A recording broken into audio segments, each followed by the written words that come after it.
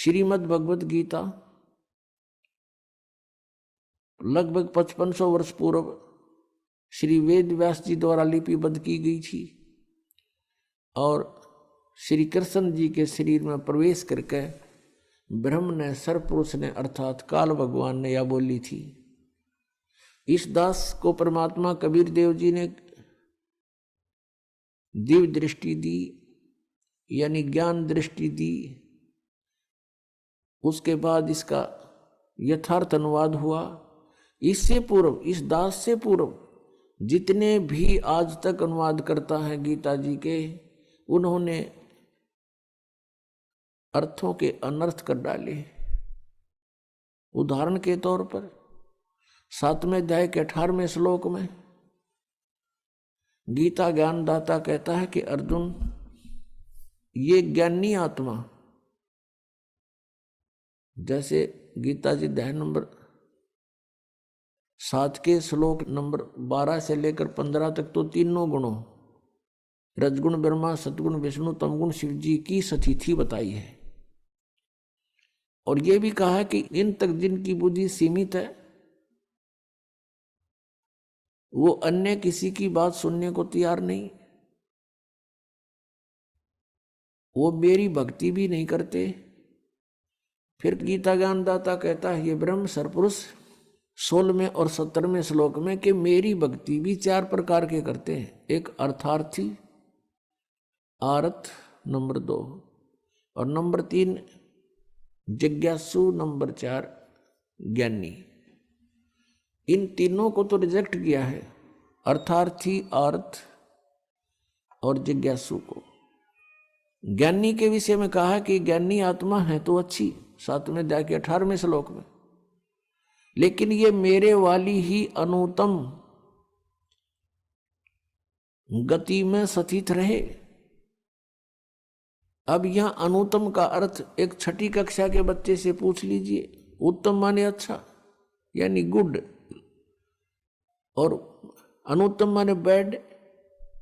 यदि कोई व्यक्ति कहीं पर बैड का अर्थ, इंग्लिश में बैड का अर्थ और गुड करता है, श्रेष्ठ करता है, तो महामूर्ख है वो। तो यहां इन्होंने अनुत्तम का अर्थ अति उत्तम कर दिया। कारण क्या रहा? अज्ञान। इनको पता नहीं था कि ब्रह्मा विष्णु महेश से ऊपर भी कोई शक्ति है। इनको ये भी नहीं मालूम था कि गीता जी का ज्ञान श्री कृष्ण नहीं बोल रहे, उसके अंदर प्रवेश करके ये श्री काल भगवान बोल रहे हैं।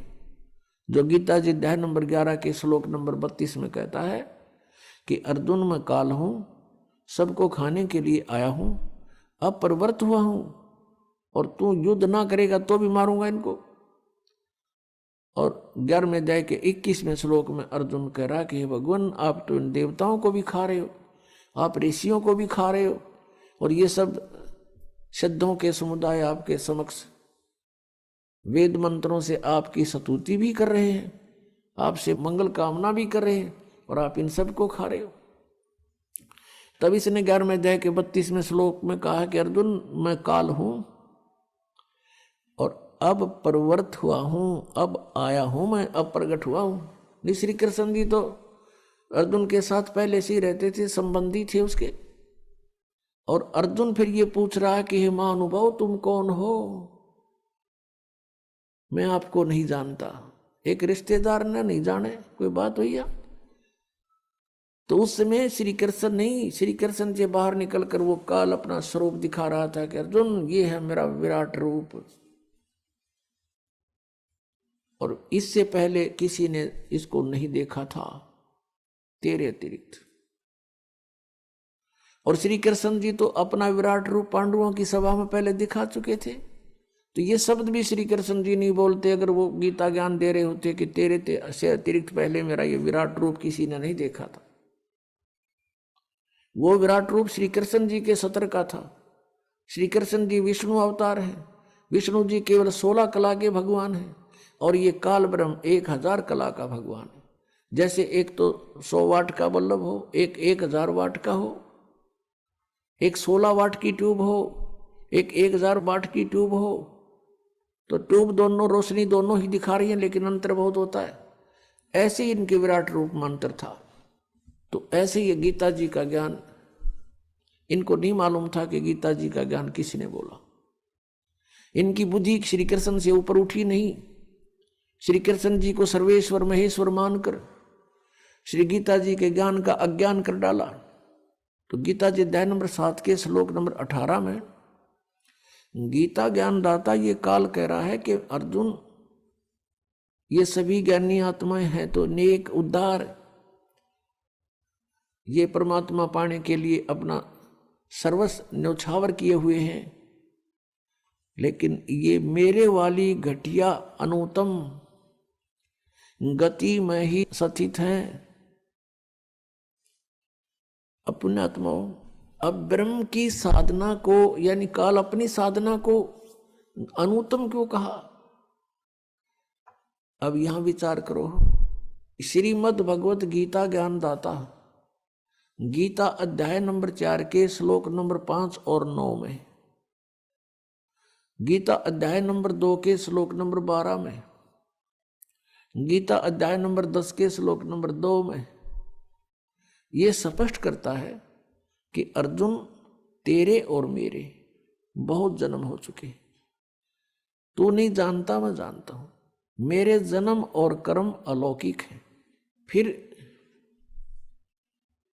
गीता ज्ञानदाता स्वयं कहता है कि अर्जुन 8वें अध्याय के 13वें श्लोक में कि मेरी भक्ति कर। और मेरी भक्ति का जो मंत्र है श्रीमद् भगवद गीता अध्याय नंबर 8 के श्लोक नंबर 5 और 7 में और 13 में, अध्याय 8 के 13 में, ये इसका निष्कर्ष समझो ऐसा है कि गीता ज्ञानदाता कहता कि अर्जुन, तू मेरी भक्ति कर, युद्ध भी कर और मुझे प्राप्त होगा। और मेरे पाने का मंत्र है 8वें अध्याय के 13वें श्लोक में स्पष्ट किया है, ओम इति एकाक्षरम ब्रह्म व्यवहारन मामनुस्मरण यह परियाति तजन देहम सयाति परमाम गतिम। मुझ ब्रह्म का केवल एक ओम मंत्र है, नथिंग एल्स। यह एक ओम मंत्र है और अंतिम श्वास तक सिमरण करता हुआ जो शरीर त्याग कर जाता है, उच्चारण करके श्रवण करता हुआ शरीर छोड़कर जाता है, तो मेरे वाली परम गति को प्राप्त होता है। अब ओम के नाम से जो गति होनी है वो क्या है? क्या मोक्ष होगा? कितना मोक्ष होगा? कि ब्रह्मलोक प्राप्ति होगी। 8वें अध्याय के 16वें श्लोक में गीता जी में लिखा है कि अर्जुन, ब्रह्मलोक पर्यंत सभी प्राणी पुनरावृत्ति में हैं। पुनरावृत्ति का अर्थ है वहां गए हुए प्राणी भी पुनर्जन्म को प्राप्त होते हैं, पूर्ण मोक्ष नहीं होता। और यह अनुवादकर्ताओं ने 8वें अध्याय के 16वें श्लोक में अनुवाद गलत कर दिया। इन्होंने कर दिया कि मुझे प्राप्त प्राणी का पुनर्जन्म नहीं होता। इसका अर्थ ये बनता है कि जो ये विद्यते माने विद्य धातु है, ये विद्य माने जानना भी होता है, कि जो ये नहीं जानते कि मुझे प्राप्त प्राणी का पुनर्जन्म होता है, तो वो मेरी साधना करके ब्रह्मलोक में जाने से भी पुनरावृत्ति को ही प्राप्त होते हैं, ब्रह्मलोक प्राप्त करते हैं और वहां से भी फिर जन्म मृत्यु में ही रहते हैं। यदि यहां इनके अनुवाद को सही माने गीता अनुवादकर्ताओं का कि मुझे प्राप्त प्राणी का, गीता ज्ञानदाता कह रहा है कि मुझे प्राप्त प्राणी का पुनर्जन्म नहीं होता। ये गीता जी अध्याय नंबर 4 के श्लोक 5, 9, गीता अध्याय नंबर 2 का श्लोक 12 और गीता अध्याय नंबर 10 का श्लोक 2 ये झूठे हो जाते हैं कि ये कहता है मेरे भी जन्म मृत्यु होते, तेरे साधक के भी, यानी तू मेरा साधक है तो तेरे भी जन्म मृत्यु होंगे अर्जुन। तो यहां इन्होंने अर्थों के अनर्थ कर डाले। अब गीता जी अध्याय नंबर 17 के श्लोक नंबर 23 में कहा कि ओम तत्सत इति निर्देश है ब्रह्मण त्रिविध समर्थ है। ब्रह्मण माने सच्चिदानंद घन ब्रह्म का 3 मंत्र के ओम तत्सत मंत्र की साधना का निर्देश है, नथिंग एल्स। और कोई मंत्र नहीं उस परमात्मा के पाने का, यानी पूर्ण मोक्ष कराने का। अब गीता जी अध्याय नंबर 8 के श्लोक नंबर 1 में अर्जुन ने पूछा कि आपने 7वें अध्याय के 29वें श्लोक में जिस तत्ब्रह्म के विषय में कहा कि तत्ब्रह्म को जानकर, सारे अध्यात्म को जानकर और पूरे सब कर्मों से परिचित प्राणी केवल जरा और मरण से मुक्ति पाने के लिए प्रयत्न करते हैं, वो संसार की किसी वस्तु की इच्छा नहीं रखते।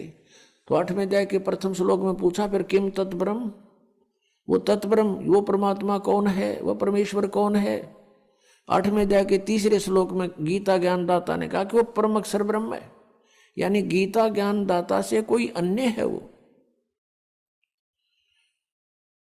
और फिर 15वें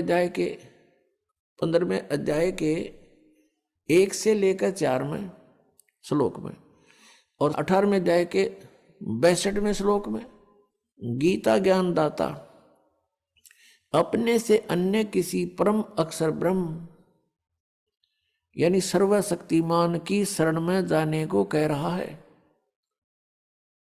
उसकी कृपा से ही तू परम शांति को और सनातन परम धाम को प्राप्त होगा। 18वें अध्याय के 62वें